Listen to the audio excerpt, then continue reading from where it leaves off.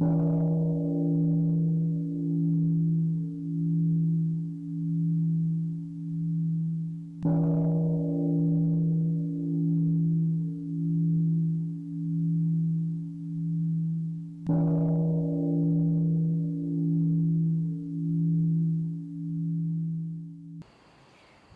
Shakyamunaya Buddhaya. Dear Thầy, dear brothers, dear sisters, and dear friends. My name is Sister Boy Nghiêm. It means Sister True Pearl in English, not Trooper. I'm known as Sister Beautiful Boy. That's a nickname that my sisters gave to me. I didn't come up with myself. And I kind of like it, you know. If you go out and you introduce yourself, my name is Sister Beautiful Boy. It's a reminder that you have to be beautiful, beautiful from the inside, not from the outside. So it's an encouragement, but at the same time, it's a compliment. Tonight I was invited by the organizing team to help facilitate the session of the 5 mindfulness trainings. And the format tonight is quite different from the previous sharing on the 5 mindfulness trainings.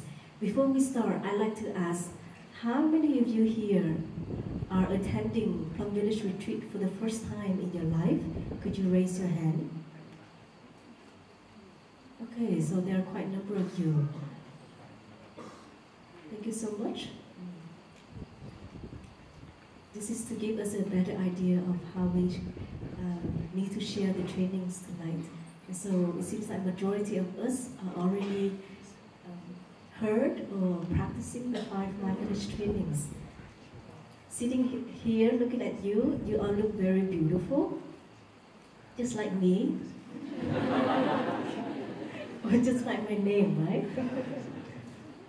So please continue to be beautiful throughout the whole session of the sharing tonight, with your sitting posture, with you coming back to your breathing, with you smiling to me, and I will try my best to remember to smile to you. Because in order to share the Dharma, we have to inspire people, right? And smile is a great way to share and inspire the Dharma to other people. Over these last few days, I have been having a flu. And yesterday, while lying in my bed, 5 words came up in my head. The first word was killing. And then money. And then sex. Then lies. And drugs. Killing, money, sex, lies, and drugs. These are the things that we see on the news every day, right?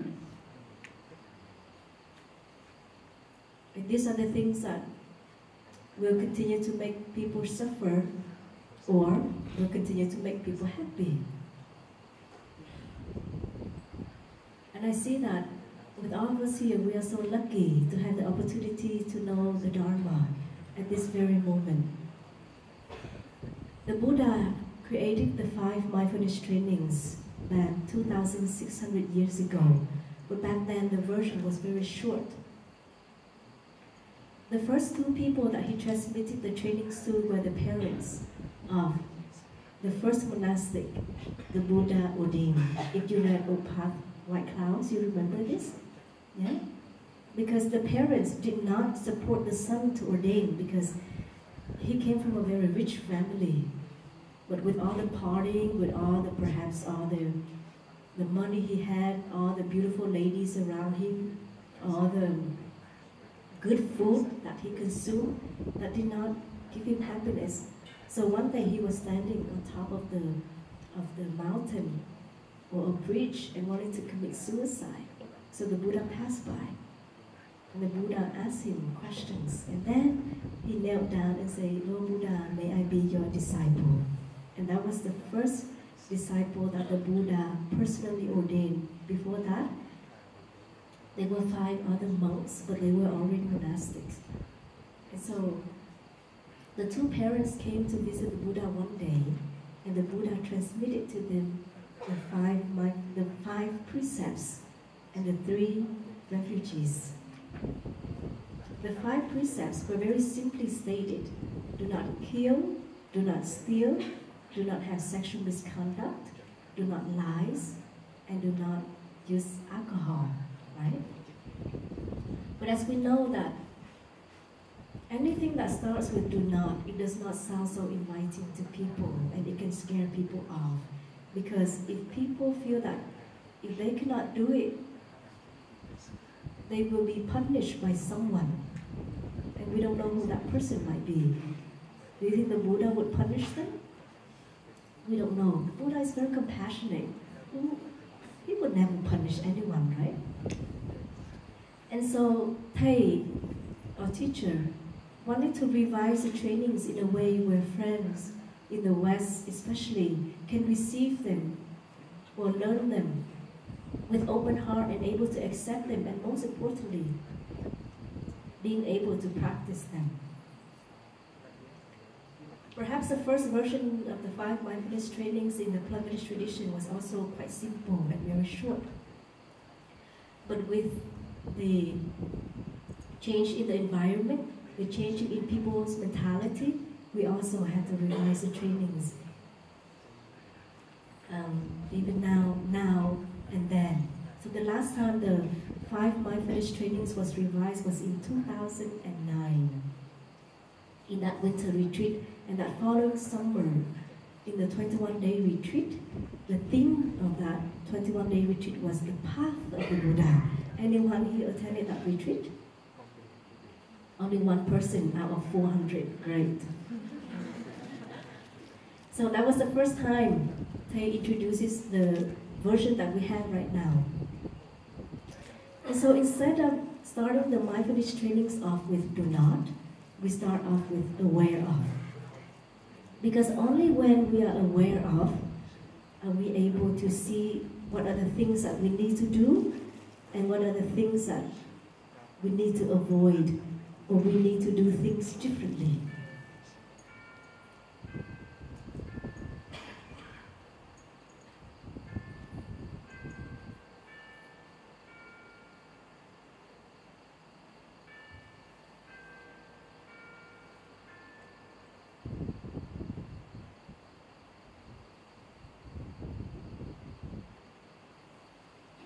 And we have been learned that the 5 mindfulness trainings, they are trainings, they are not precepts, they are not commandments. That is why nobody can be perfect at practicing it, even monastic or self. They are like the North Star, the guide for us to follow, for us to go in that direction. But to reach to that North Star, we might not get there. But it's okay, you know?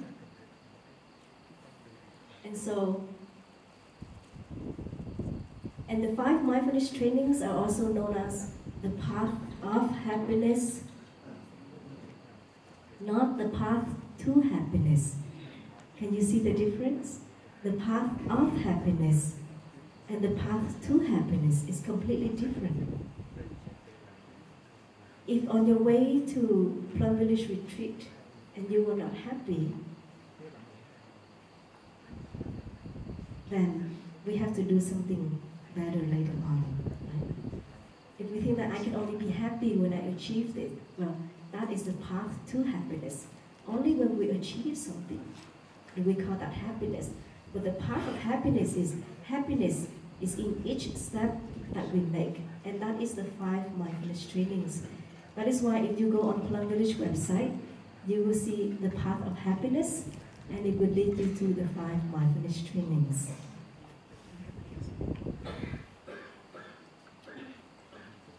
So going back to the word killing, money, sex, lies, and drugs.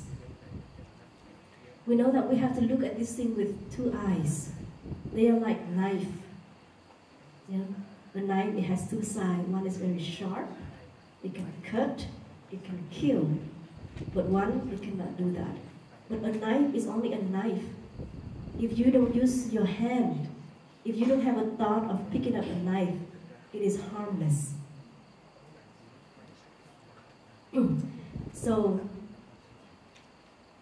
it is the motive, it is the mind that makes our action beautiful or not. It is not our action, but the mind is the source.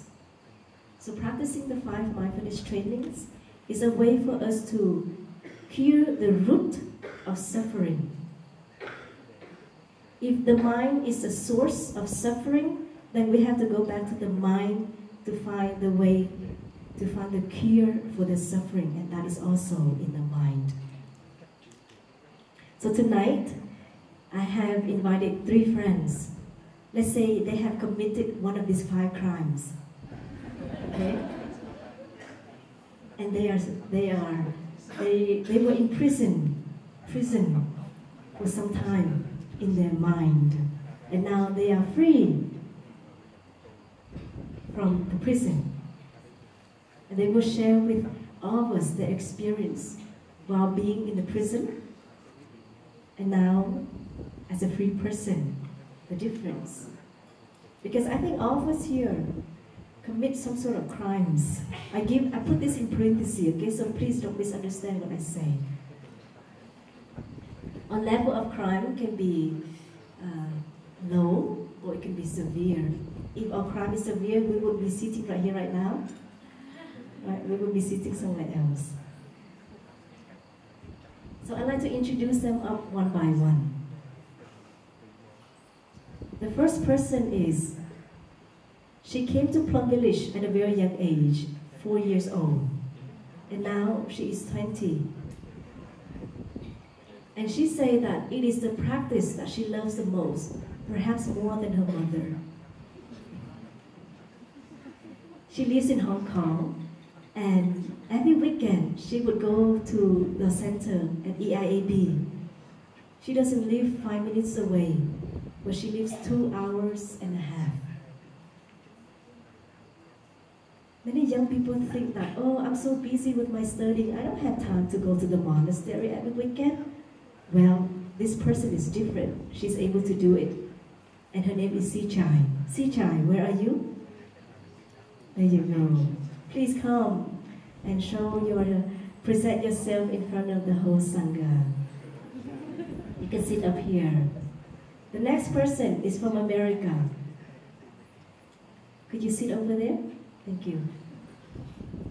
She left America to go to Vietnam to perhaps pursue her passion, to do what her heart is calling her to do. She has been practicing Plum Village tradition for more than 20 years. She's now a lay teacher. I'm not embarrassed to tell you her age, 77.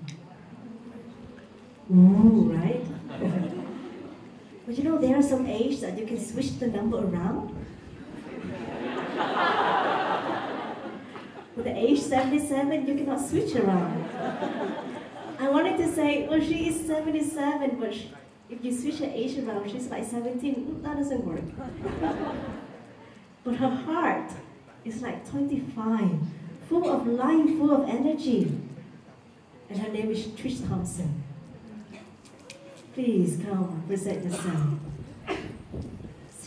See how young she looks?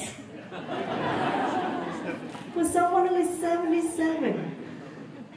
And you know, she's not embarrassed to share with us her age, right, Trish? Please. And the last one is a friend from Malaysia. He had 2 master's degrees, worked for high government job in Singapore, was promoted to have a big promotion, but then he dropped all that and decided to go back to Malaysia and collect food waste. Yes, collect food waste. For what? To turn that into compost, to build a farm, to have a farm. And his farm is called Foyo, for your loved ones. And it is something that he really liked to do. And now his earning is 5 times less than before, but he's enjoying it. And you know what else? He had 5 failed relationships. Yeah, you can laugh, right? How can you laugh at someone else's suffering? Will, could you please come?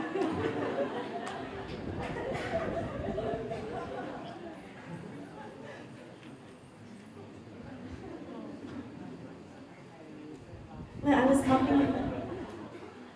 So now he's known as Will, who had 5 failed relationships. Because tonight we present about the 5 mindfulness training, so we have to find 5 something, right? Unfortunately, we find 5 failed relationships. But he's cool with that, and he's happy that I share this with you. And he's still single.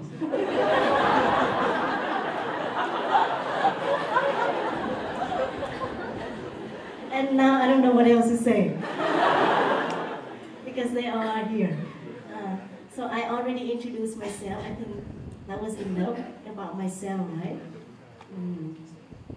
I wonder if we have a clock, because it seems like the clock here is not working. It keeps on saying 7:50 over the last 20 minutes. Okay. Because one of the things that makes a Sangha happy is to end on time. Right, brothers and sisters? You want to sleep early, right?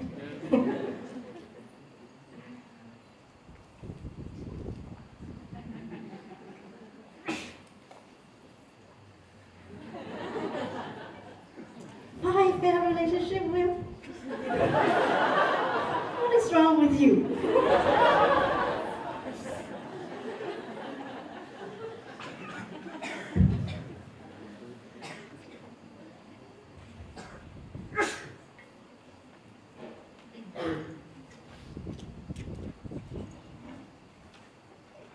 So let us observe Will serving tea.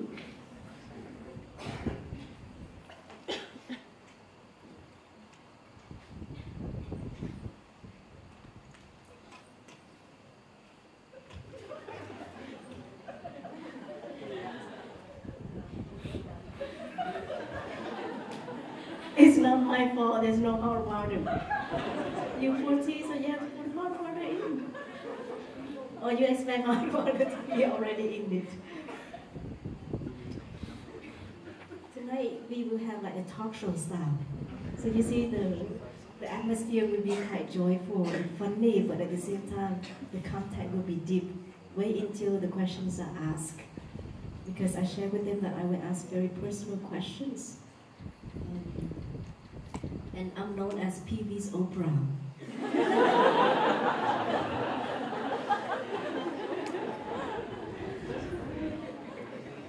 And I have to admit, this afternoon I watched Super Soul Sunday to observe how Oprah does it, you know? Because Oprah does not use a wake-up bell.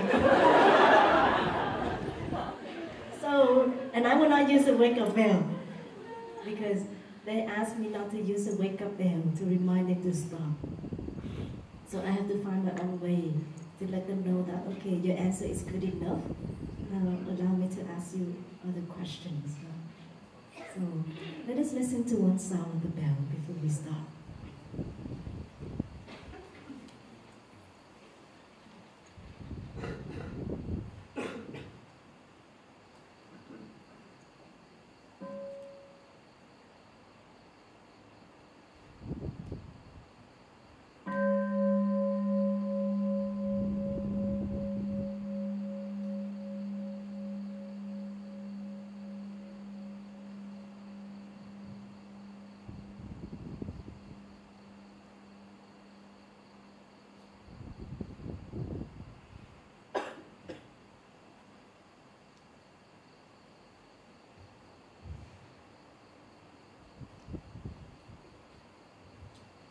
Are you able to see the 5 mindfulness trainings on there, okay? Do you have the text with you? It's okay if you don't worry. We don't expect you to remember everything, right?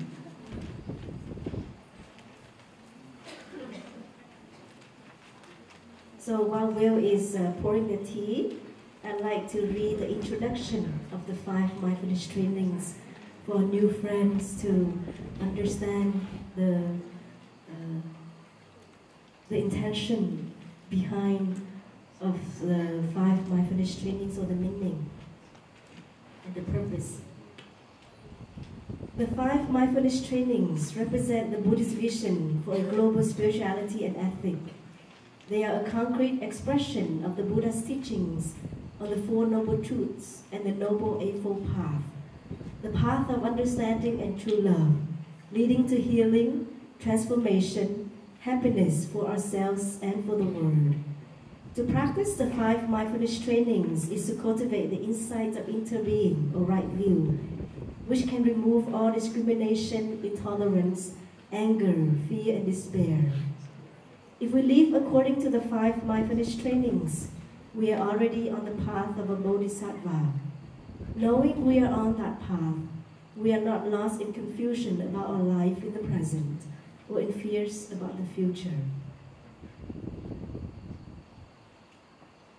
Whatever is shared tonight will be confidential, but it will be posted on YouTube.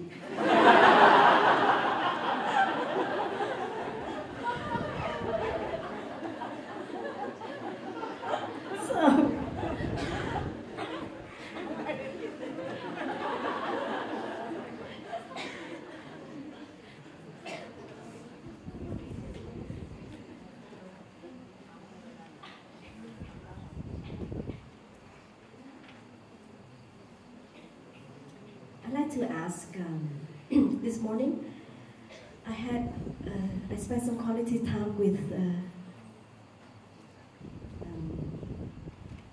Sichai. I will never forget her name because her name reminds me of a character in Brother Bear.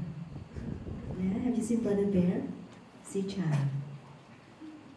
And of course, not only that, but her commitment in the practice and her joy in the practice at a very young age.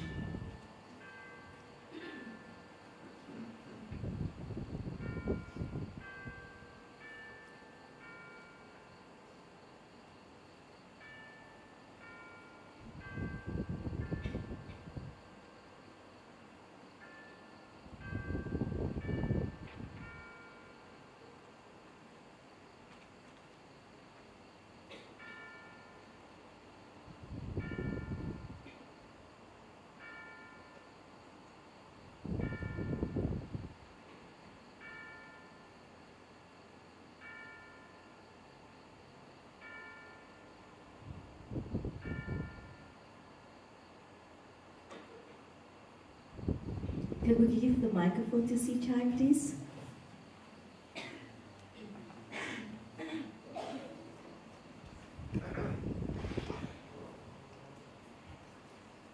The questions that I asked the friends, they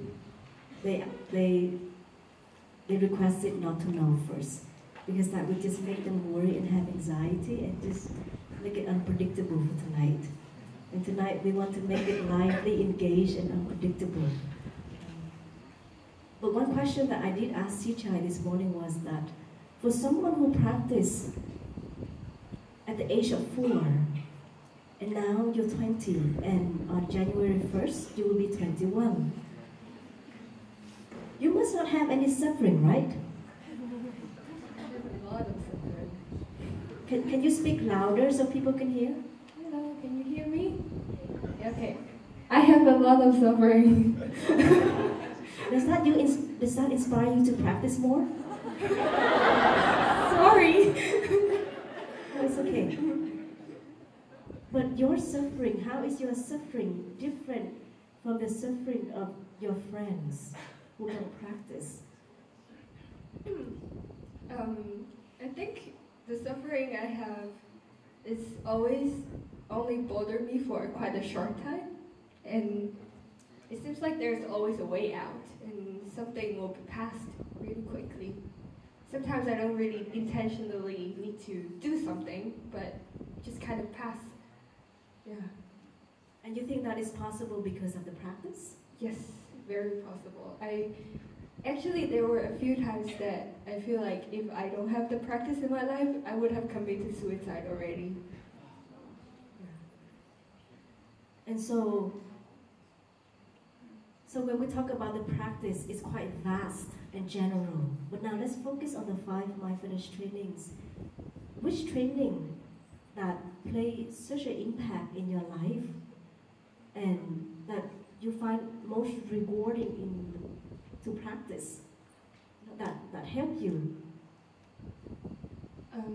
For me, I have also done quite a few 5 mindfulness trainings presentation before, and usually I will pick the second practice of true happiness.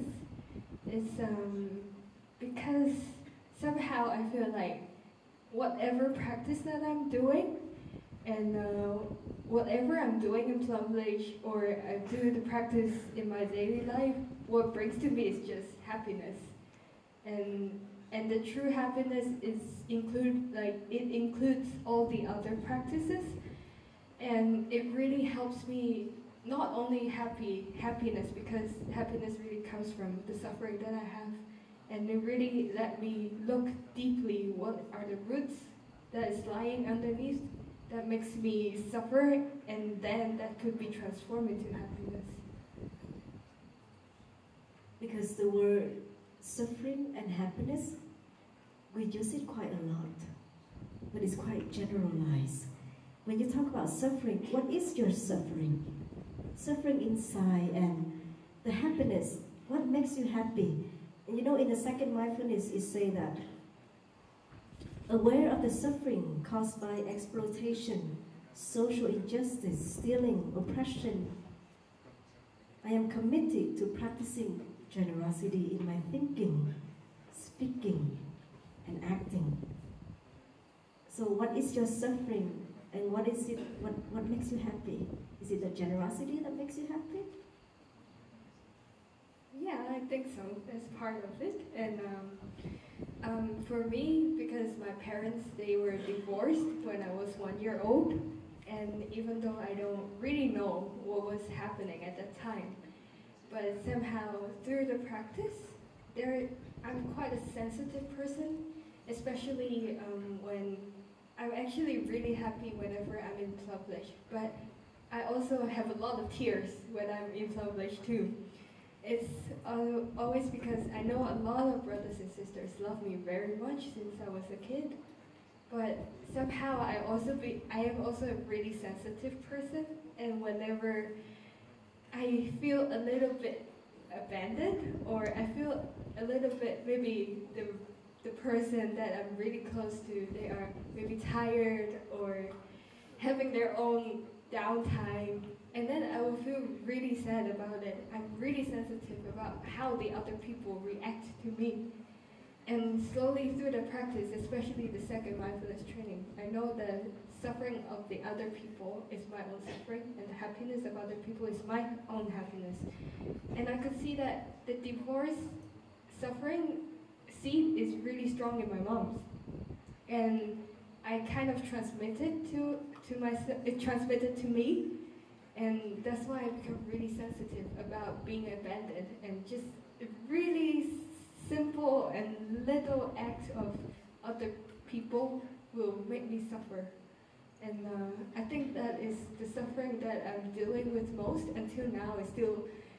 It's like a pattern coming out on and on, but with the practice I could realize it, and it's much easier for me to see clearly and to kind of switch my point of view, and to see actually the love from everyone is still there.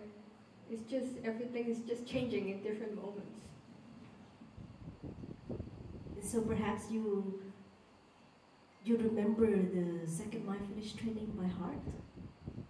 Not word by word. Not word by word? Oh no, that's your homework for tonight, huh? But do you remember of a sentence in there that touched you deeply, because it's quite a long training, right?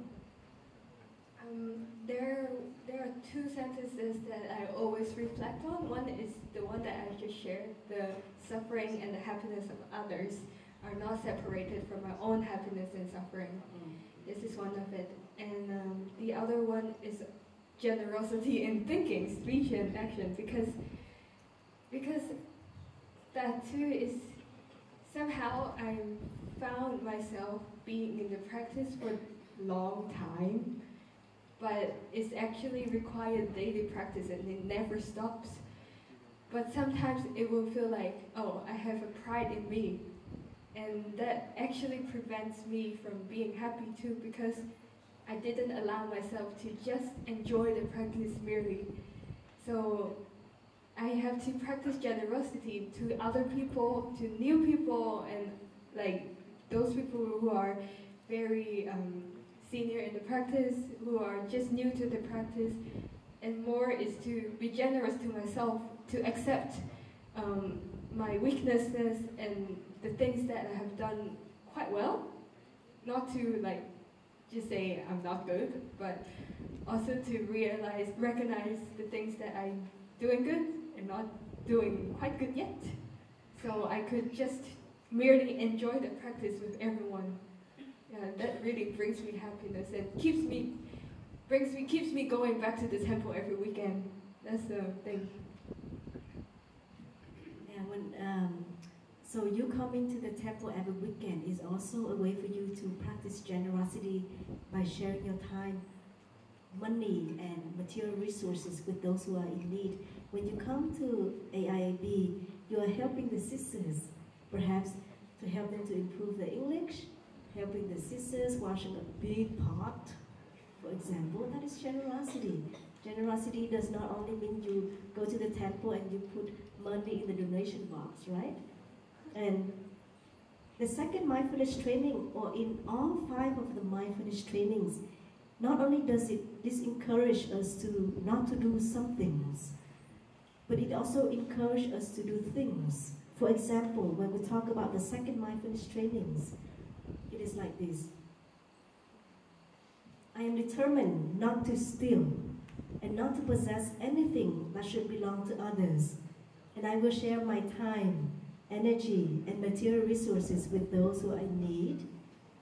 I will practice looking deeply to see the happiness and suffering of others are not separate from my own happiness and suffering, and that true happiness is not possible without understanding and compassion, and that running after wealth, fame, power, and sensual pleasures can bring much suffering and despair.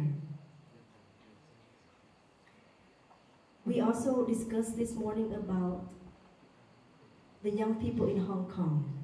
Right here it says that running after wealth, fame, power, and sensual pleasures can bring much suffering and despair.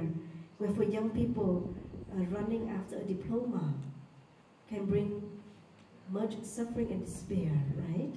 You share that the suicide rate and depression rate in Hong Kong is on the rise.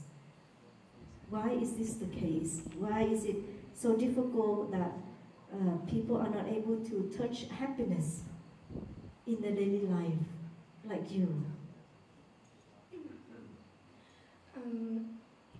First, I want to share about like the suicidal rate. Recently, for the past few years, it was like there was one time in one semester time there was around 20-something students commit suicide. I forgot which year, but it was really scary. And I'm quite lucky that the friends around me are quite happy in general, but sometimes they also suffer quite a lot from their studies. And there was one time I was talking to one of my friends, and then she was really sad about like why she couldn't do what she wanted to do now, and why she needs to finish the 5-year program of becoming a nurse. She's just stressed out, and she couldn't like every night she sleeps at like 4 to 5 a.m. and wakes up at 8. So it's like, oh, wow, I cannot live like that, I would die. And then one day she also told me like, why everyone around me got a boyfriend already and now I'm still single. And like, and actually that time she and her other friends are being with her, and she's like, I wish there's a boy standing beside me now. So it's like, wow. Sometimes I feel like it's not because of them, but it's seeing what the environment is telling them to do. And there's a lot of times that a lot of people are, I also receive a lot of information about like you have to do this, blah blah blah, finish this diploma so you can secure a job, and you must study something that could give you a job, but I'm studying anthropology, which doesn't give me anything. So yeah, but yeah, for me, they already planned for like 5 years after this, I need to have a boyfriend. 10 years after that, I have to get married and then have a kid, and then plan for my kid to go to this kindergarten, and plan for them to go through that primary school. I was like, ooh. And I never plan anything for myself. But I feel happy about it. All I plan is to earn enough money for a year and then buy an air ticket to Plum France in the summer. So yeah, and also air ticket every Christmas and New Year come here in Thailand. That's my goal every year. And so I always feel like I know what makes me happy. And even though I know maybe I will be a little bit disadvantaged than my friends who have planned a lot for themselves, but who knows, everything's changed. And they are not doing something that they are feeling happy now, but I just feel like I don't want to waste my life doing something I don't feel doesn't make me happy.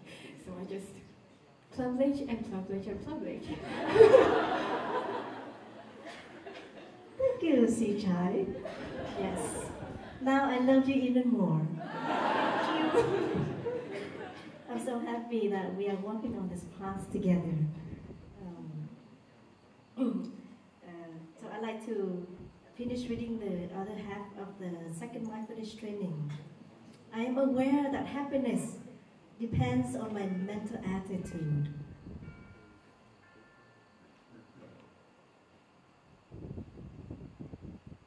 I am aware that happiness depends on my mental attitude and not on external conditions, and that I can live happily in the present moment simply by remembering that I already have more than enough conditions to be happy. I am committed to practicing right livelihood so that I can help reduce the suffering of living beings on earth and stop contributing to climate change. Last question for Sichai. How do you manage your time with your study and going to AIAB every weekend? How do you have time to do your homework? Some of the brothers sisters are here from AIAB, and some of the brothers sisters have been living in the AIAB are here. It's okay, we will let them know. Are they here tonight? I see them. It's okay, cover your ears, our AIAB brothers and sisters. No, they know it. They know it. I will. Okay, when I was still in secondary school, first when I was in primary school, the brothers already stayed in Hong Kong. And then I will, after school for the night, they have practice at night, so I will bring my backpack and then go there. And then when they're having Dharma talk, I'm doing my homework besides. And when they're doing total relaxation, I will sleep, and then when they all wake up, I would just continue to sleep when I was in primary school. And when I went secondary school, and they moved up to the temple, and then whenever holidays, I would just bring my homework up there and finish it. And I also study my public exam up there more effectively. And now in university, and the brothers and sisters will see me bring my computer up there, and then after the last activity, I would be just in front of the computer finishing my paper and stuff. And I will tell I will tell the work coordinator, which is Sister Yami, I will tell her that, give me some physical work. I need some physical work to work my brain. So I actually finish up my homework super quick after I do like raking grass and washing pots and housekeeping.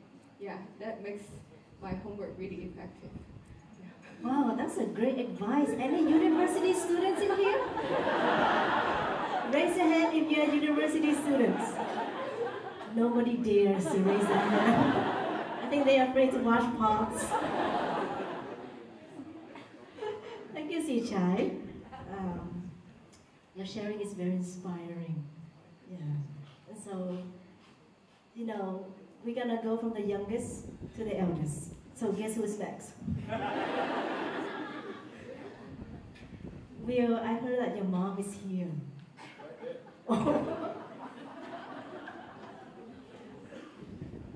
She's sitting right in front of you.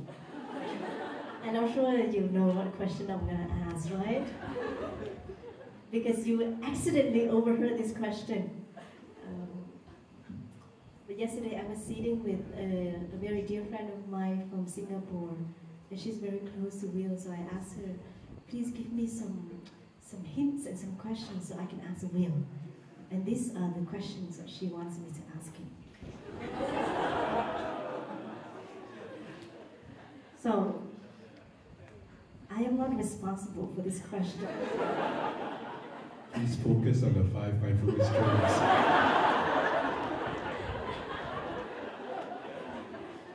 Don't worry, Will. I'm a sister, of course. I have to be faithful to my topic, which is the 5 mindfulness training. And tonight is an intimate conversation with beautiful boy. On topic of the 5 mindfulness trainings. When I was sitting and talking to Will in this dining hall, I think last week, and he shared with me about his relationships in the past, and I said, wow, you had 5 failed relationships. That's a lot of drama, Will. Is that now why you are turning to the Dharma? So because you had drama, and now you're taking refuge in the Dharma, and this is what we'll say. This is my karma.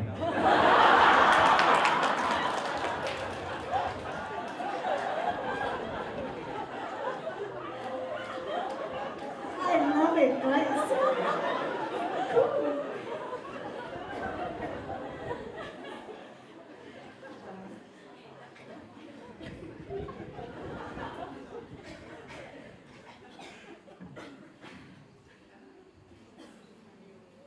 So the question I want to ask is, the 5 mindfulness trainings that you practice, what do you think your mom is most proud of you? And what is one thing that you're embarrassed to tell her about your practice? And the 5 mindfulness trainings. See, I'm not responsible for this question. So Mom, this is for you, right? And you still live with your mom, right?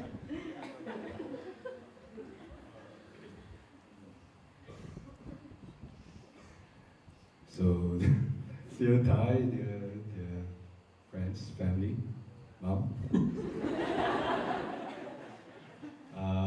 Okay, before I share, allowing my stall consciousness to think, I just want to say that when I was 20, I didn't talk like that. It's crazy. So, when I was 20 and I have some childhood friends here, we were eating instant noodles every night and playing basketball and skipping school and watching movies and all that kind of stuff. So I'm really amazed at Zichai.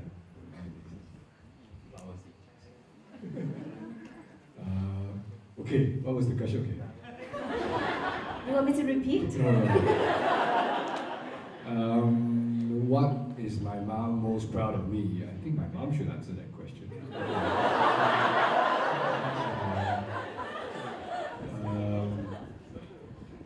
In terms of the training, I guess my biggest suffering is my biggest happiness, so it would be definitely number 3, which is true love. remember I was very sad when I first went to my first retreat in Germany, and I don't really tell my mom a lot about relationships and girlfriends and failed girlfriends. But also my dad passed away when I was 20, and my mom had to bring up 3 children, so we never had time to grieve. So we all went about going about working and studying, and so we never really grieved. So we all carried a lot of that with us. Probably that's why there's 5 failed relationships, and now I'm ex-convict for 1, 2, 3, 4 ex-convict. So I would say maybe my guess is Mom will be quite proud that we practice true love. I remember the first time I heard the Avalokite Shara chant. I think some of us cried today. I didn't cry, I collapsed. And the first Dharma talk that Thai gave in 2013 in Germany was about true love. And he shared about, he said, when you're a couple, or mother and son, or father and son, father and daughter, you start with kindness, and then you realize that your suffering is that person's suffering, and you have compassion, and you practice that. And then don't forget to smile and laugh and share each other's joy, not your own joy, but when someone's happy, you should be happy, not envious, and share that joy. And then the one that really got me was, after all that, he said, you can't just stop there, because love, if there's no food, love dies. And if there's food, love grows. Love doesn't stay stagnant. And so the only way you can continue is to grow your love, to embrace others. And that's inclusivity, equanimity. And when he shared that, I was gone, as they say. And so I decided to go back home, and I moved in with Mom, and unimaginable to move in with Mom in those days. And I don't think we had a lot of fights, Mom. In the last few years, no fights. Yeah. Once in a while, I'll get to that embarrassing bit, I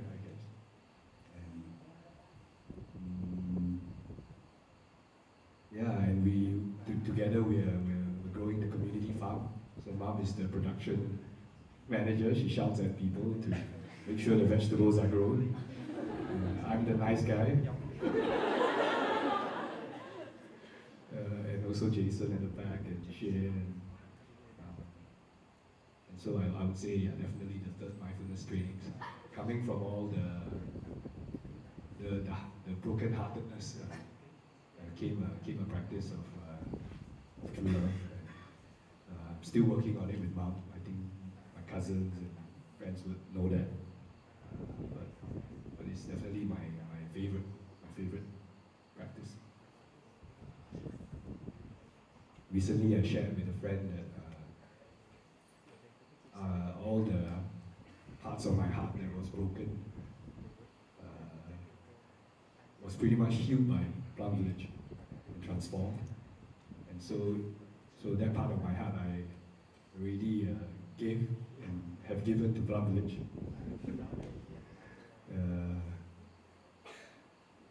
The only question is I don't know how much of my heart is left. We have to ask Plum Village for that. So that's my favorite, and I hope Mom agrees that that's what she's most proud of. Yes, and I recently started holding her hand while walking meditation. I recently started that, just very recently. She doesn't realize it, I think. Can you share about that moment? Because I had a chance to listen to Will share that story, and it was very moving. Okay. Yes, because that is true love, really. Yes. So recently we had a Singapore retreat in June, and this is the boy Nghiêm and Brother Fak Chap, and a lot of the brothers and sisters came, and Sister Trish, after that, we wanted to offer a day of mindfulness in Kuala Lumpur. So Adrian, my cousin was sitting there, and we drove Sister Trish and two friends. Ling, I think Ling is here, right? Where's Ling? And we drove up to KL to offer a day of mindfulness, and it was wonderful. There were like 80 over people who came, and we sang, and we had a children's program. Adrian and I, with zero experience, took care of crazy children. That day was my birthday, and I didn't tell anyone because drama. But of course, my mom and my brother knew. So when just as we were doing the walking meditation, they arrived at the center, and we started walking together. And so as we were walking through these trees, it is a beautiful center in Kuala Lumpur, and we were going through these old trees and all that. And just on the way back, I thought to myself, okay, it's my birthday. This is it, right? If I don't hold my mom's hand and walk with her, when will I have the courage to do it? And so I just sort of swaggered up to her and just grabbed her hand, finger to finger. And I don't know whether Mom remembers this, but she started choking. And she had a water bottle here, and she was holding my hand. And she walks, and she's choking, and she wants to drink her water, but she refuses to let go of my hand. And then finally, she just does this. She takes the water, and she shuts down the water like boom, and grabs my hand. And that moment when she grabbed my hand again, that was the happiest moment of my life. So, and we kept walking. Okay. Mom, how do you feel? She gives thumbs up, which is a good sign. So you won't get in trouble when you go back to Malaysia. So, concerning about embarrassment. Embarrassing to tell your mother. What would it be based on the 5 mindfulness streamings?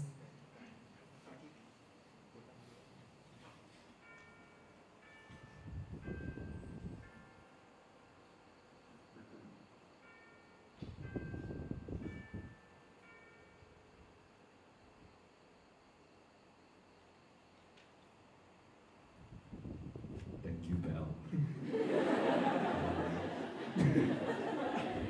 We have a saying in Plum Village where just some of us joke around that when you say something that is not according to the Dharma, the bear will be invited. So maybe the question I ask is not according to the Dharma. But I'm going to ask anyway. So what comes up for me now is it's loving speech and deep listening. One thing that I realized when you receive the 5 and now the 14 is that there is a tendency in my mind, I'm not sure for everyone, to feel like a hypocrite. Because the teachings are so beautiful and the words are so noble, and you're part of a very precious tradition and lineage, and yet we screw up. And so sometimes you feel like a hypocrite, and for me a lot of the practice is to work with that self-compassion, that realizing you're criticizing yourself. So with loving speech and deep listening, because I practice with the Singapore Sangha, we practice a lot of Dhamma sharing and loving speech and deep listening, but that doesn't always happen at home with Mom.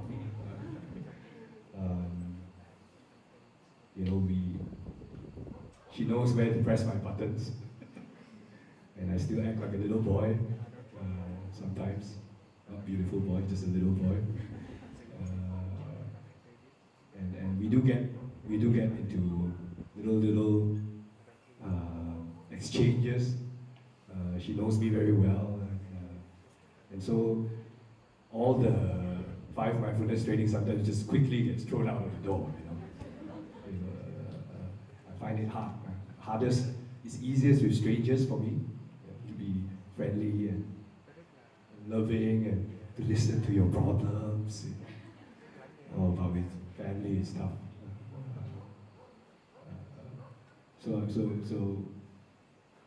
So I'm embarrassed at myself that sometimes with people closest to me, it's hardest to practice loving speech and deep listening.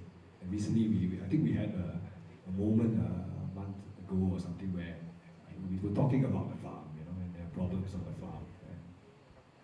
And I think my volume went up a little, and I said things before I could realize my volume was high.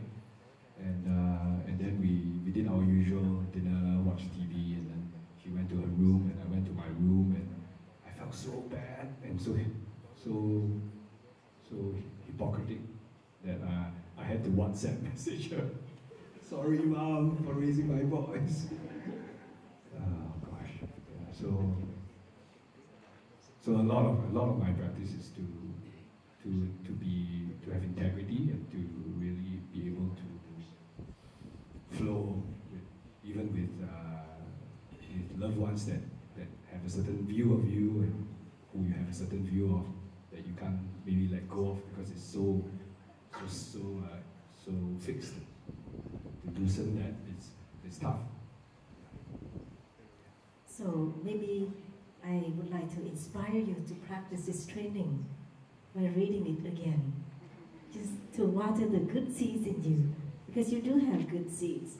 You have the courage to say, sorry Mom for raising my voice. It takes a lot of courage to say sorry. It means you put your pride away and you see that. Like one time Trish said, sometimes we have to see that being happy is more important than being right. And I think you just practice that with your mom. You want to make your mom happy, you want to make me happy, so you put away being right.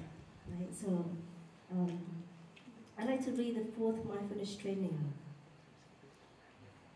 Aware of the suffering caused by unmindful speech and the inability to listen to others, I am committed to cultivating loving speech and compassionate listening in order to relieve suffering and to promote reconciliation and peace in myself and among other people, ethnic and religious groups and nations. Knowing that words can create happiness or suffering, I am committed to speaking truthfully, using words that inspire confidence, joy, and hope. When anger is manifesting in me, I am determined not to speak. I will practice mindful breathing and walking in order to recognize and to look deeply into my anger. I know that the roots of my anger can be found in my wrong perceptions and lack of understanding of the suffering in myself and in the other person. I will speak and listen in a way that can help myself and the other person to transform suffering and see the way out of difficult situations. I am determined not to spread news that I do not know to be certain, and not to utter words that can cause division or discord. I will practice right diligence to nourish my capacity for understanding, love, joy, and inclusiveness, and gradually transform anger, violence, free and lie deep in my consciousness. The year 2009 is coming, and if practicing the 4th mindfulness training is the most difficult trainings is soon, is that going to be your aspiration for the year 2019 to improve it? If you say so. I'm asking the question, I'm not making a command. See, my sentence ends with a question, not with a period. Yes. Well, the fourth mindfulness training is quite long, but if you are going to make an aspiration to improve your loving speech and deep listening, what one thing that you will do to improve it? For the people close to me, closest to me, I will, with the support of the Sangha, find more space before I speak, and remind myself to listen first instead of speak first. So, especially for the loved ones closest to me. So, yeah. How am I going to do that? I'm not sure, but yes. If the intention is there, then you can do it. Thank you so much, Will.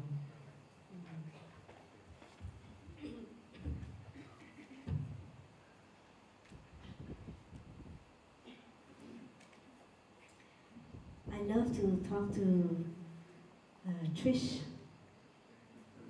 Even though our age difference she's 42 years older than I am. But whenever I talk to her, I feel that she's younger than me. Her spirit is very young and joyful and full of life. Not everybody is as fortunate as you. We have shared this many times. Many people are not able to experience their 70s as filled with peace, joy, and meaning. You know, you live a life full of meaning. But to reach to a point where you reach your life full of meaning, for sure there was some suffering. Yes, a little bit. A little bit? Whole lot. Do you have five failed relationships like Will? I want to say something about that. Okay, you know, please. I have about his failed relationships. No, I've had 2 marriages and 2 divorces. And I've had a couple of other relationships that lasted for, one for 11 years, one for 4 years. I don't consider any of them failed. Not at all. I'm sorry, Will, I used the wrong word. It's true. It's true. I mean, there is really no failure, you know. Einstein would tell you that. It's just another step, another brick on the path, another step in the, okay, so that one, I learned everything there that I could learn. And now, so it's like jobs, careers. It's really like that. I mean, I think so. You know, some people stay in jobs and careers long after they have stopped enjoying their work, long after they have stopped learning anything there, because well, who knows why. Probably, though, just having energy. You know, somebody said you stay in a career, you stay there. After all, you got your education for that, you've put so much into it, and you have that 401k, you've got your pension fund, you've got your insurance covered, so you really need to stay there. So it does take courage, or something, to move on, to realize when it's time to change jobs or change relationships, when they're no longer working for you. So I certainly did that. You know, I think the mindset of people in society have this thinking that for someone who heard that you had 2 marriages, 2 divorces, and few relationships, and now at this age you are single, right? And they would think, they would consider you as someone unsuccessful, you know, or a failure. This is the mindset of society. But as we know that that's not the case for everybody, and we must find ways to have to change this mindset. You know, happiness doesn't necessarily mean, you walk around holding somebody's hands with some children, things like that. This is something that we see and we perceive them as true happiness, but behind closed doors, there might be a lot of suffering that we might not know. And so I want to ask you about the question about true love, Trish. I remember one time when we were at the park in Singapore, I asked you, what makes you happy at this moment? At this age, what makes you most happy? And your answer was that now I have, or I feel emotional security. I don't know if you remember sharing that. Could you elaborate on emotional security? Now you feel very, at ease with just who you are, and could you explain to us what do you mean when you say, now I feel emotional security? Now I'm happy that, I'm a woman not being afraid of anything else and things like that? I've never been asked that question. Nuns don't lie. Just want to make sure I say that, Trish. I don't come up with stories. My memory is very good. Well, the word security, so emotional security is a little bit like financial security. It's just something you really now can lay that aside, got that taken care of. So I don't have the ups and downs of when we're in intimate relationships. We do have those, and of course, and we all know that.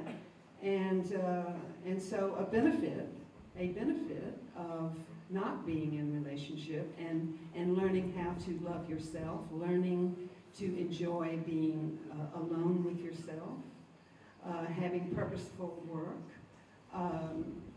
having this, and so many Plum Village practice centers to visit and sanghas to visit, and I do have family. I have 3 adult children and 1 daughter-in-law, no grandchildren, and so I've had to look at that, And so many of my friends, you just won't believe what it's like to be a grandparent.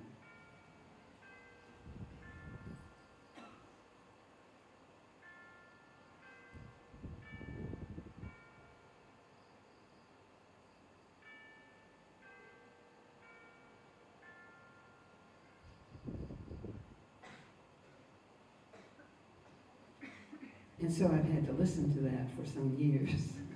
It's how wonderful it is to be a grandparent, and I can see that, and of course I understand that, because it was certainly wonderful being a mother, and I'm very glad that I had that as part of my life. It was very important to me, and my children still are very important to me.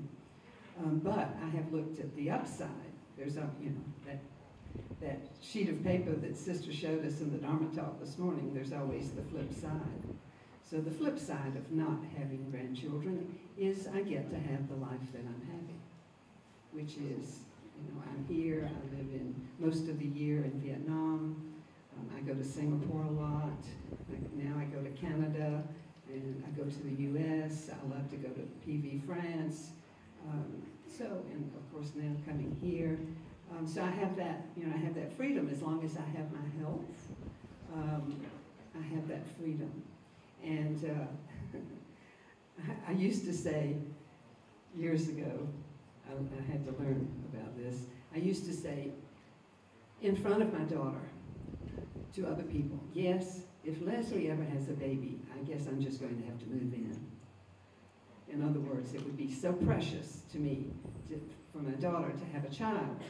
And so finally somebody said, has it ever occurred to you that maybe that's why she hasn't had children? That's a very sweet story. Thank you. I think it's perfectly, to end there is perfect. I want to ask you a question concerning about true love, because I want us to go more into details with us, since we only have 15 minutes left.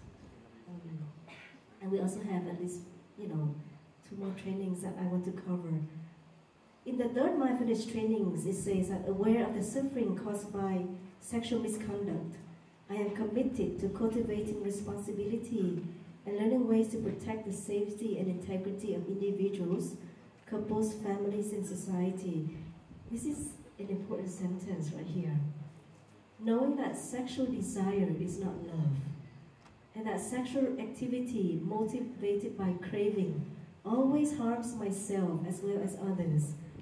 I am determined not to engage in sexual relations without true love and a deep long-term commitment made known to my family and friends.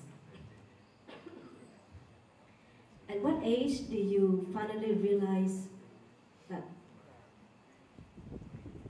Because this is a sentence that a teacher wrote, but perhaps you had your own insight at some point in your life concerning about that sex is not love. You know, sex is different from love. And at what age did you realize that? Or, you know, and now young people nowadays, they learn about sex before love. And do you know that in Vietnam alone, in 1 year, there are 322,000 cases of abortion, and mostly it happens with young people, high school students. This number is quite startling. It is the country in Asia that has the highest rate of abortion, because people do not know what is love first before what is sex. So could you share with us your experience in this? I was 40 when I met my second husband. I had been divorced, separated and divorced for 7 years. In that time of being a single woman, I think I should tell you that I married the first time in June of 1959, before I turned 18, the end of September. So I graduated from high school 1 week and had a big wedding 1 week later. My husband was my small town sweetheart. He was in medical school. No one thought from that part of the world at that time that the goal was really to marry well, and as a wife you wouldn't work outside of the home. You would have children and you would do the expected things. So you really didn't need an education. Certainly some of my friends went to university, but as soon as they found the boy, they would either leave early or they would get married right away and then didn't pursue a career. So that was the southern United States. So when I separated, after 15 years of marriage, I read somewhere much later that when we, I don't know how to say this, how it really, so being single was really like being 18 again. So you can use your imagination. It's laughable now, but it wasn't then. It was a very, very scary place to be. I had 3 young children. It was my choice to leave the marriage and to move to a city I had never lived in because I had a few relatives there, and I had a 6-year-old, an 8-year-old, and an 11-year-old, and no university degree, and no career, no job experience outside of the kitchen and the nursery, and a little volunteer work. But I had traveled a lot, and with my husband, we'd lived in Europe, and so I had I didn't have a small town mentality. I don't think I ever did really. I always felt kind of global, and so those years, I didn't have the 5 mindfulness trainings, and they were very painful years. And I really can say that, looking back, all the way back to puberty, to high school,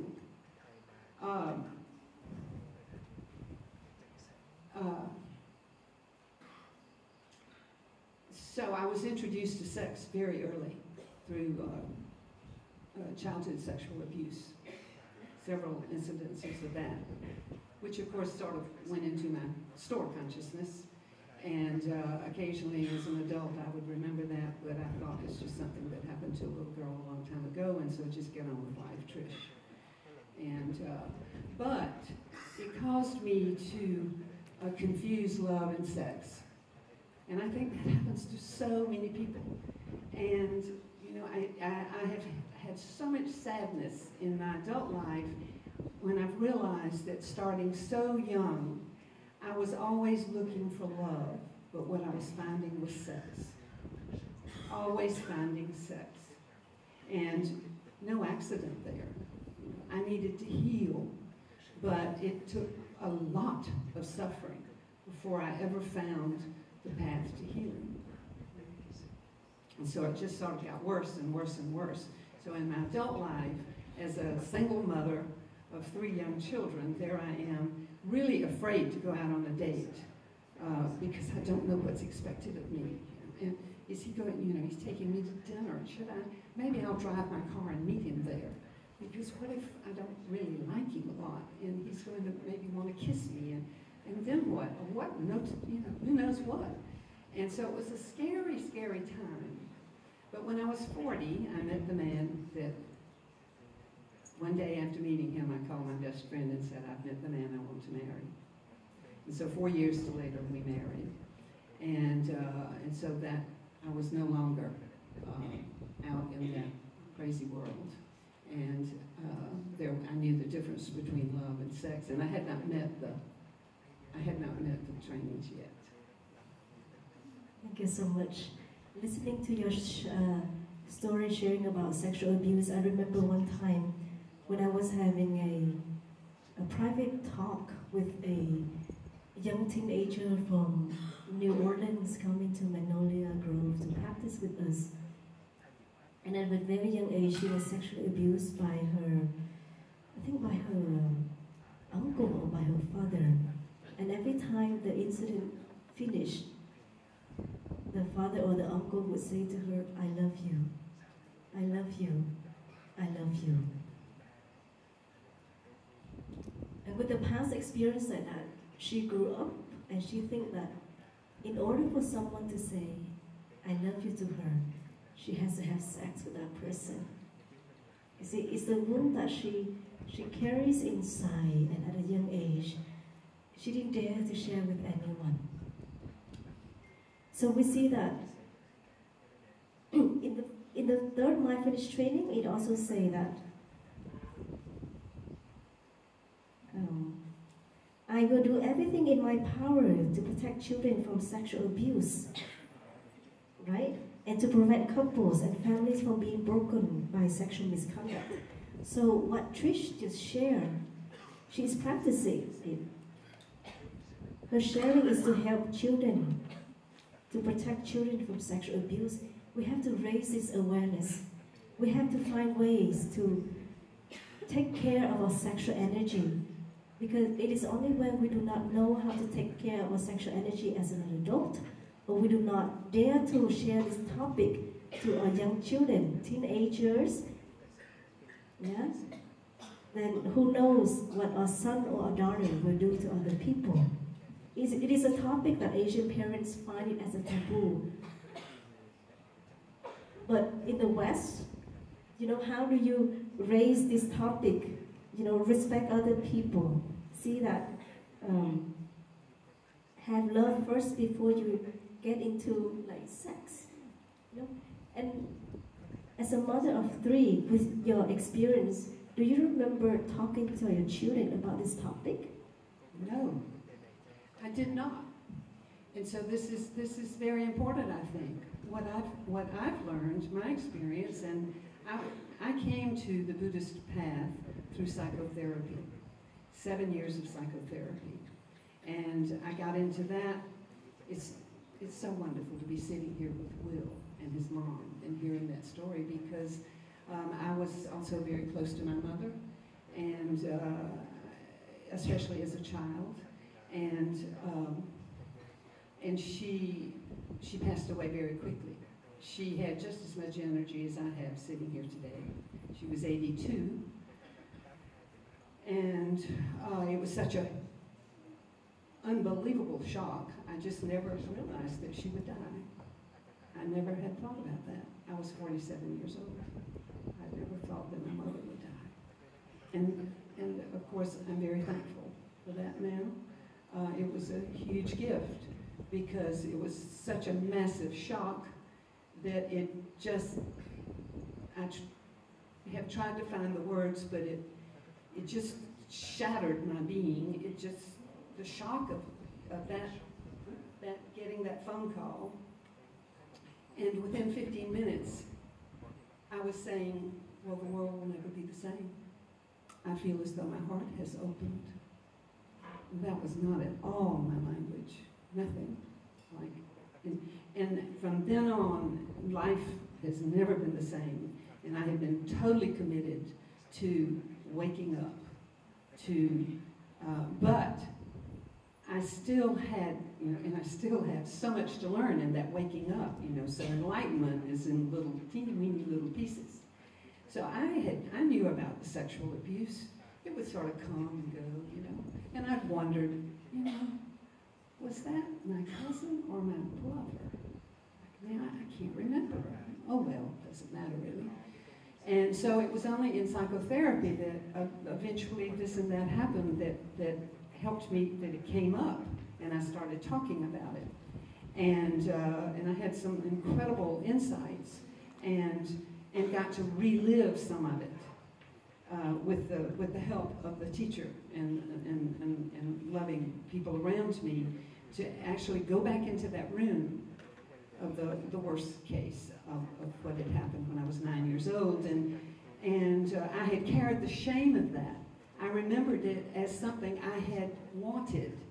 I had remembered it all these years as something that I thought I had enticed this man. This man was known as this is not a loving speech, the town retard.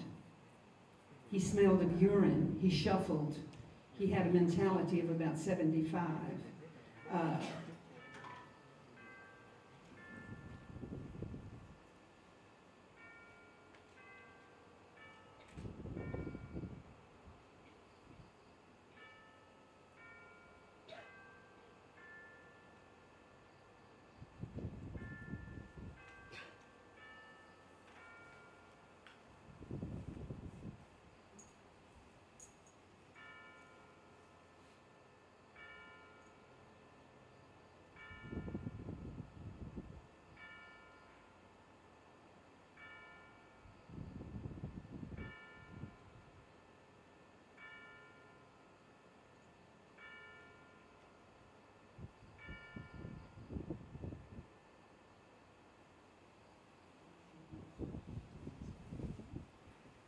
Perhaps you can share, so that because you experienced such a traumatic childhood, and now over 20 years of practicing the 5 mindfulness trainings and going through psychotherapy, right? How has it changed you as a person in some way, in realizing that now I have true love? At what point in your life that you can confidently say that now I have true love? Trish, you have true love now. Sister, I think I have to finish that one piece. Please. I told that story because it has a shocking effect, and I wanted to let you know that even when it's that kind of situation,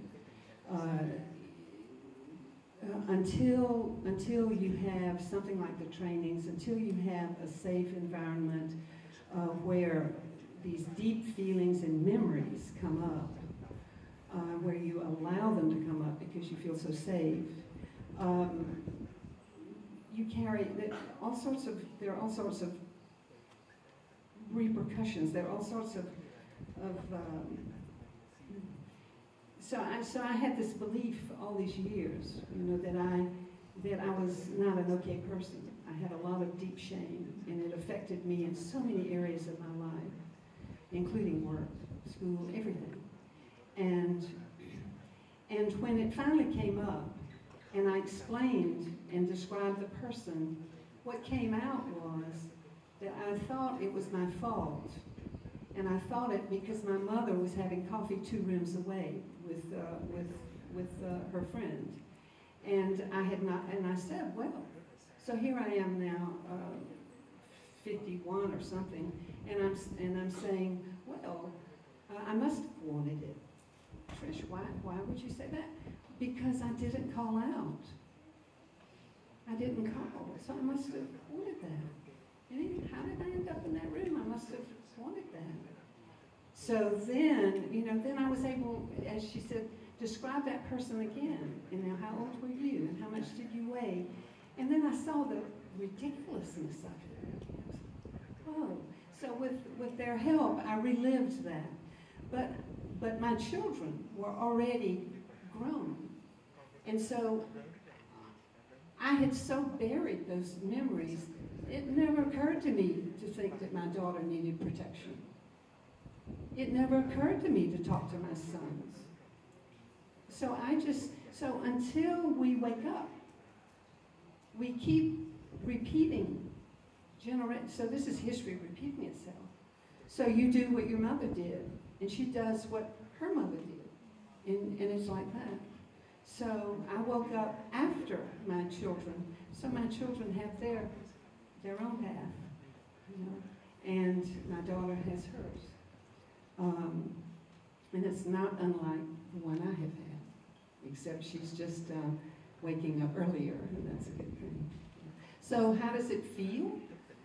Well, I feel free. I feel absolutely free. I can't, it's still a practice, that's for sure. It's really hard to love Donald Trump. Okay, let's not go there. Let's not go there. Let's stick to the 5 mindfulness trainings, okay? We have now to America. We are now in Thailand, a very peaceful country. But if there's one, so let's keep this short. This one short, okay? At what point in your life, or now, do you feel that, Trish, you have true love? And to you, what is true love? 2 sentences. Do you have true love now? What is true love? True love, well, it's unconditional, no expectations, it's not selective. I sort of made that joke about Mr. Trump, because I recognize that he suffers a lot, and I send him a lot of loving kindness meditation. I think when we see people who are suffering and acting out in such ways that other people around them are suffering, then this is a wonderful thing to do, to send loving kindness. May you be happy. May you be peaceful. May you be safe. May you be healthy. So I do that, and actually that was the first practice that I ever. Before I met Ty, somewhere I read that, and it was several years before I learned that actually you should always send that to yourself first, because I was always sending it out there, and I was slowly learning to bring it home here. Thank you so much.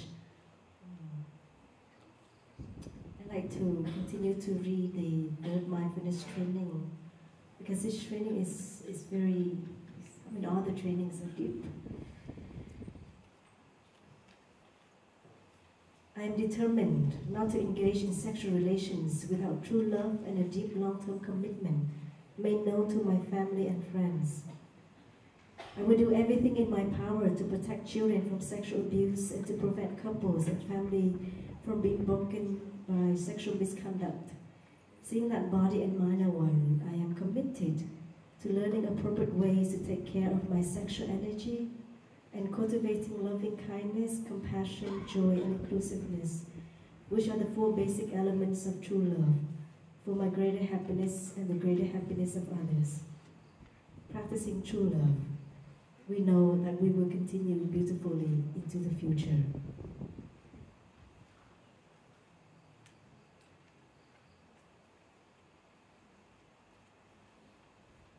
I'd like to ask Will a quite personal question, and I hope you can open your heart to share with us, so that you can help, perhaps 1 or 2 people. As a single person who's in your late 30s, right? Sexual energy is an energy that all of us have, even monastics, and it's not something that for us to be ashamed about. There's nothing wrong with sex. If there is no sex, we would be sitting here, right? If there was not sex, the Buddha would be in this world. And I heard this Bhante say that, and I felt very comfort. It's not something for us to feel shameful about. But we have to know where to channel that energy. If in sex there is mutual understanding, respect, and consentment, that is true love. So as a single person, how are you taking care of your sexual energy? Through the food that you consume, or in what way? So let's say you have 2 minutes to answer this question.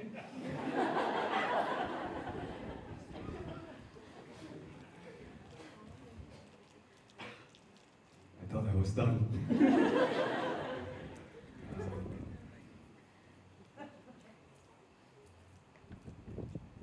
So, my friends and my family will know that I'm a Milo addict. So I drink a lot of Milo at night. I think that's somehow related to my sexual energy. I tend to, for me, it's less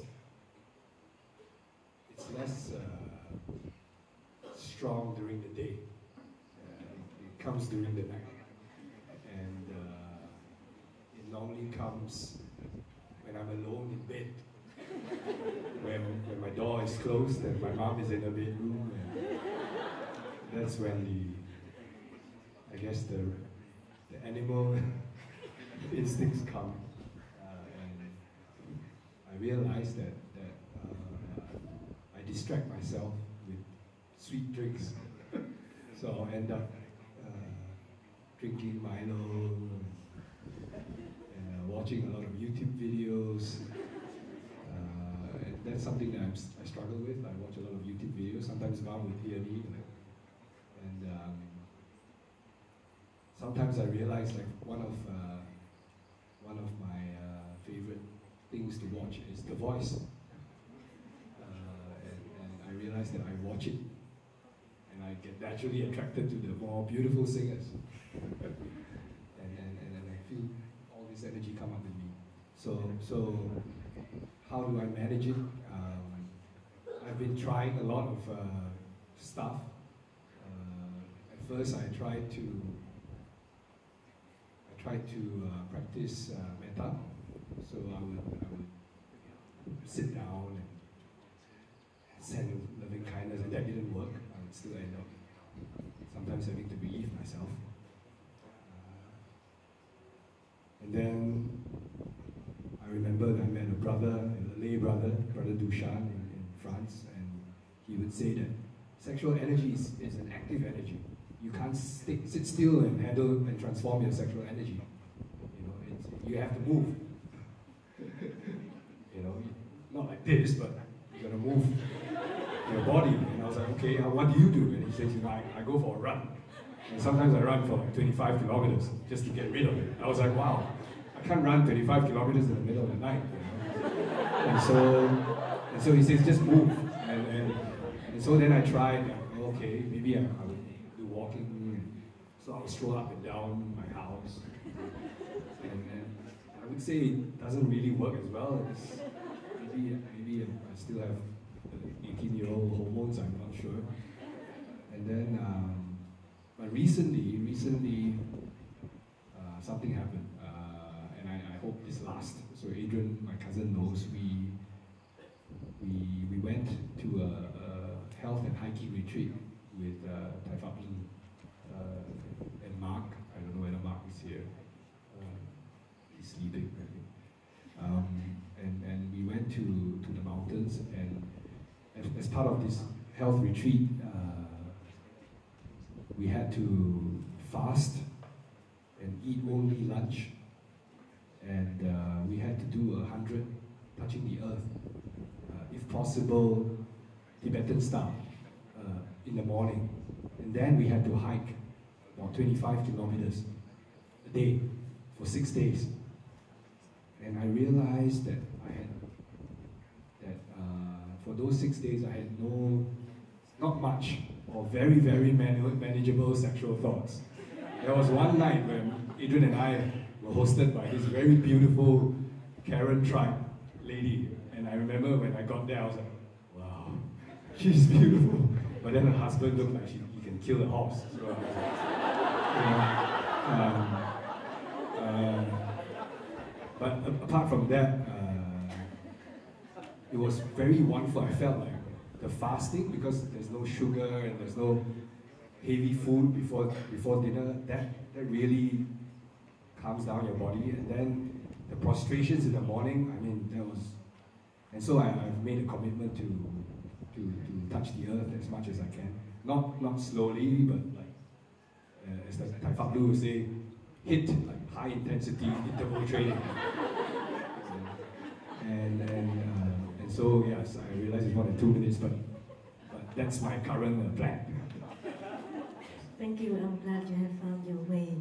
I think it's important that each one of us, we must find a way, a method for us to take care of our sexual energy. Yes, thank you. And as a monastic,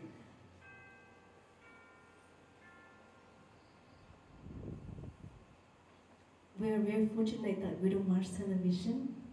And if we watch movies, we watch, wholesome movies that do not have sexual content or violent images. And we are very careful what food we consume. Food here is through the mouth, through the eyes, through the ears, through the nose, through the tongue. It's not just the food we consume through the mouth, but the movies we watch, the music we listen, the conversations we have, the books we read, they all contribute to our sexual energy, believe it or not. So thank you, Will. One last question for Si Chai. You started off and now you will have to close it, huh? The fifth mindfulness training talks about nourishment and healing, and the first training talks about reverence for life. Concerning about harmful actions, seeing that in the first mindfulness training, it says that aware of the suffering caused by the destruction of life, I am committed to cultivating the insight of interbeing and compassion, learning ways to protect the lives of people, animals, plants, and minerals.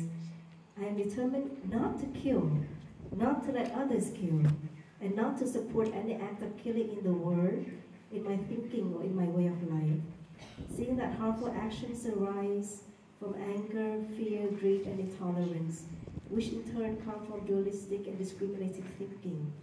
I will cultivate openness, non-discrimination, non-attachment to views in order to transform violence, fanaticism, dogmatism in myself and in the world. And the fifth training talks about nourishment and healing through the food that we consume in our daily life. With the word of, in this technological world, with social media, Facebook, everything is so accessible nowadays. And all these things are supposed to help to connect people. For some reason, they are disconnecting people more than ever. That is why in Thailand, the phone company DTAC, it has an advertisement called Disconnect to Connect. Disconnect to connect. Or even in Plum Village, there is no signal, but the connection is great.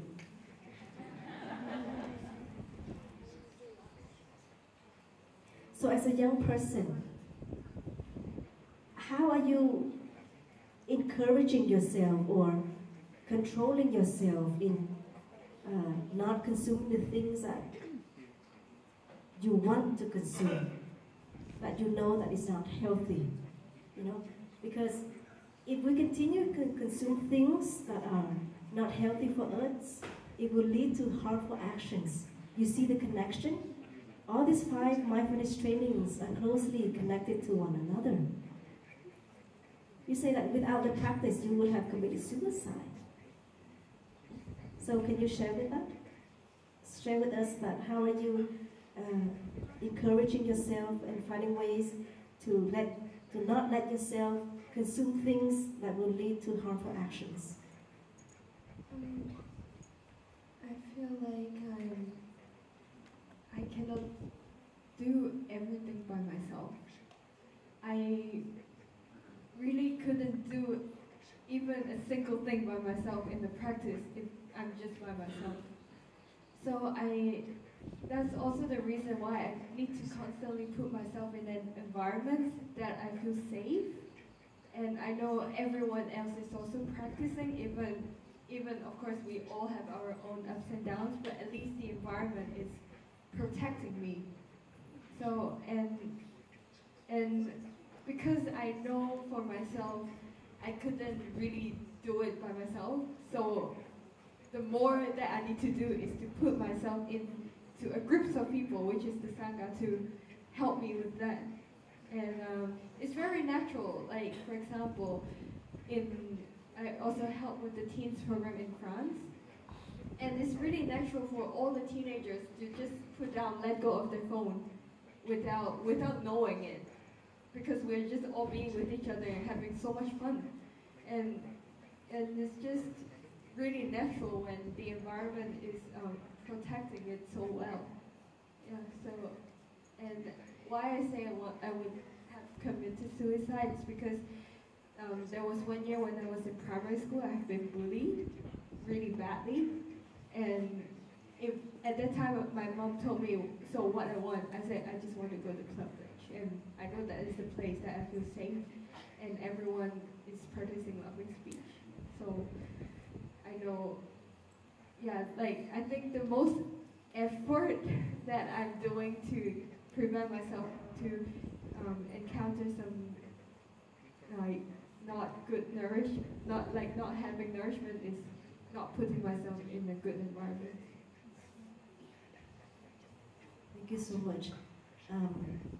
But 5 days in a week, you are at home, right? And coming to Plum Village maybe once a year, coming here once a year.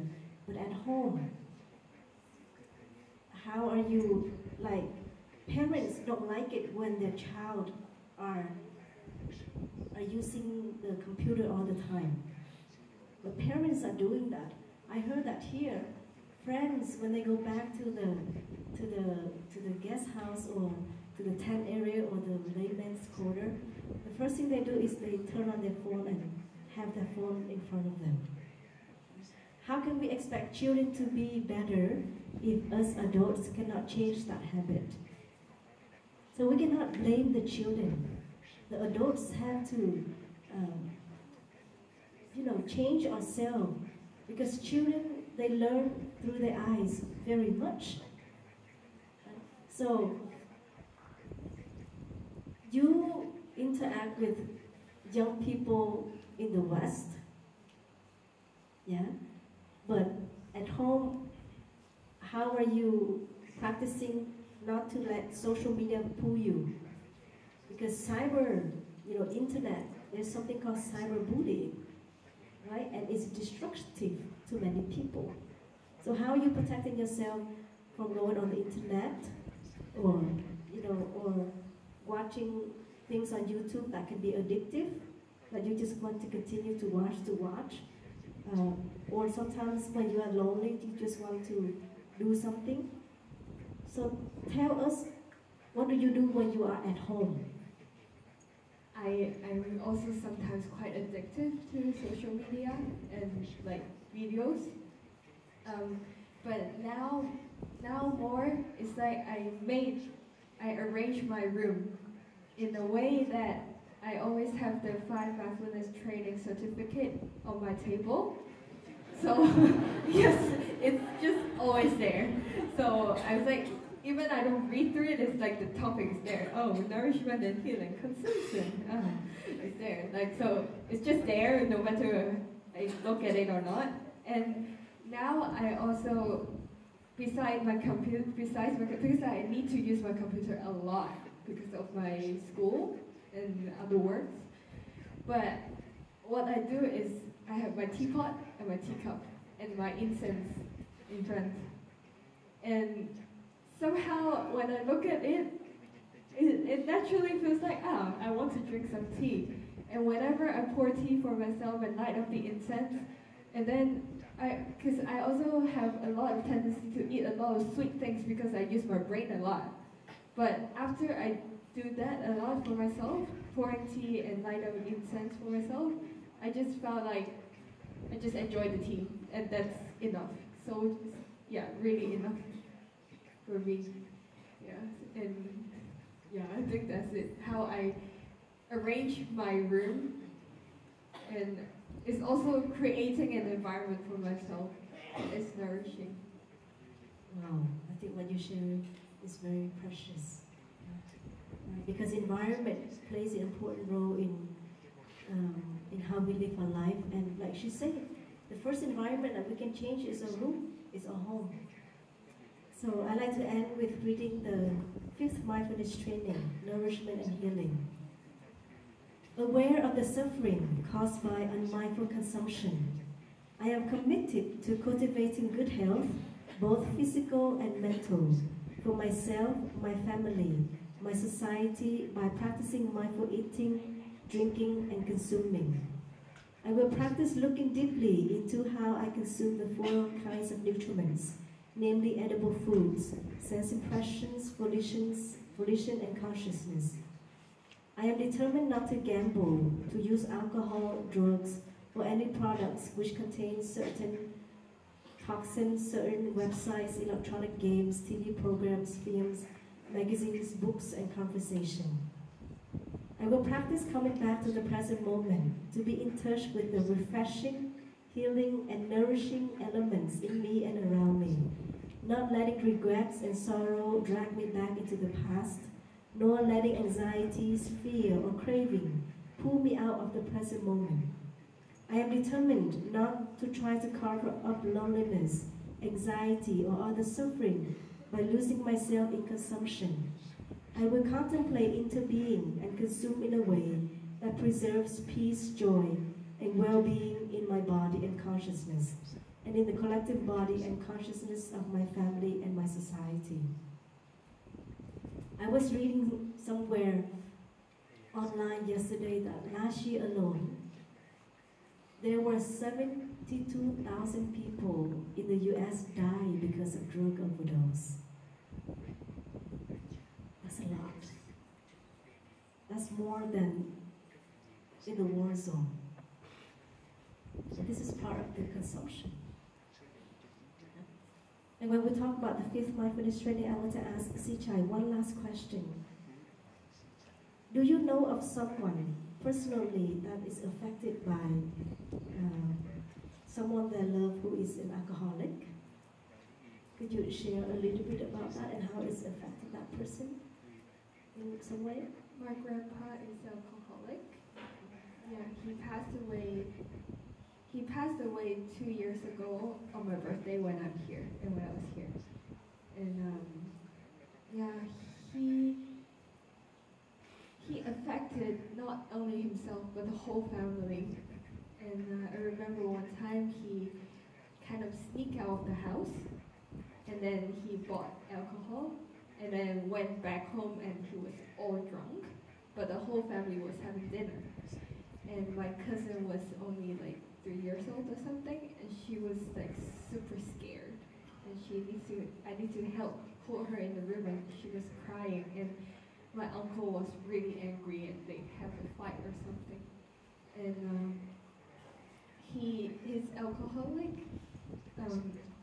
He also needs always, after he was drunk, he always recall a lot of bad things or sad things that happened to him in the past. But actually, he was like one of the luckiest men to have a really good family taking care of him already. But he just couldn't feel that because of alcohol. And yeah, the family suffered a lot because of him that time. And Perhaps your grandfather also suffered a lot. yes, and he just couldn't. And the thing that makes him suffer a lot is that he cannot control himself not to not drink alcohol, and like that urge really, I could see that really make him suffer. And my grandma, because of that, she also got some psychological burden, and she needs to keep taking pills for that. And but at least I feel like I'm lucky to have the family that which support each other really good.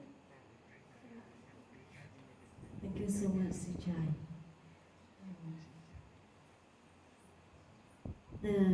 In this retreat, we will have a time where we will share more about the 5 mindfulness training in your Dharma sharing families. So if you have any questions about the 5 mindfulness trainings, you are welcome to ask. And there will be a transmission, and we ask you to please reflect on what was shared tonight, and if you have some time, read the 5 mindfulness trainings again in your free time, especially when you're by yourself in a very quiet space, because perhaps you will have some insight. If all of us in this room here practice the 5 mindfulness trainings, we are helping to make the world a better place. We are healing the world. We are healing Mother Earth.